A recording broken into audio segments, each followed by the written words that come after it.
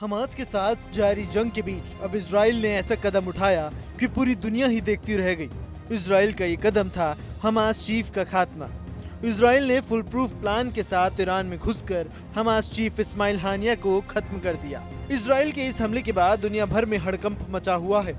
हर कोई हैरान है कि कैसे इजराइल ने ईरान की राजधानी तेहरान में घुसकर हानिया को मौत के घाट उतार दिया। लेकिन इस बीच अब हमास के नए चीफ के लिए नाम उठने लगे हैं। हानिया की मौत के बाद हमास के वरिष्ठ सदस्य खालिद मिशाल को नया नेता चुना जा सकता है। गाजा के फिलिस्तीन क्षेत्र को चलाने वाला हमास का एक और सदस्य खलील अल हया भी नेता बनने की दौड़ में है, लेकिन इस दौड़ में सबसे आगे नाम है मिशाल का। हमास का टॉप सदस्य खालिद मिशाल कितना खतरनाक है इसका अंदाजा आपको एक वाक्य से हो जाएगा। मिशाल है कौन, इसके बारे में तो हम बाद में बात करेंगे, लेकिन क्या आप जानते हैं ये हमास का वही सदस्य है जिसको मारने के लिए इजराइल ने भी कोशिशें तो की, लेकिन इजराइल के शिकंजे से ये शख्स आसानी से बाहर आ गया। समाचार एजेंसी रॉयटर्स के मुताबिक इजराइल ने साल 1997 में जॉर्डन की राजधानी अमान में खालिद मिशाल की हत्या की कोशिश की थी, लेकिन उसे कामयाबी नहीं मिल पाई।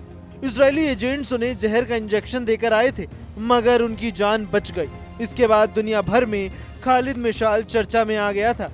खालिद मिशाल की हत्या की कोशिश से उस वक्त जॉर्डन के किंग हुसैन इजराइल पर काफी भड़क गए थे। उन्होंने हत्या की कोशिश करने वाले हत्यारों को फांसी देने तक का ऐलान कर दिया था। इजराइल ने जॉर्डन के किंग की बात मानी और एंटीडोट के साथ हमास लीडर शेख अहमद यासीन को भी रिहा कर दिया।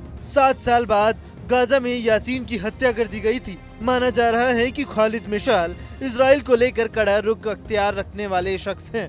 हालांकि अगर मिशाल ही हमास का चीफ बनता है तो ऐसे में इजराइल के साथ एक बार फिर से नए सिरे से जंग की शुरुआत हो सकती है। अब इस जंग में माना जा रहा है कि ईरान पूरी तरह से हमास के साथ उसे मजबूत करने का काम करेगा, लेकिन इस बीच दुनिया में ईरान की सुरक्षा एजेंसियों पर भी सवाल खड़े हो रहे हैं। जहां एक तरफ ईरान एक के बाद एक मौकों पर इजराइल को चेतावनी देता था, तो वहीं अब इजराइल ने भी बिना देरी करते हुए अपना बदला पूरा कर लिया। इजराइल ने सही वक्त और सही मौके का फायदा उठाया और ईरान की राजधानी तेहरान में घुसकर हानिया की हत्या कर दी।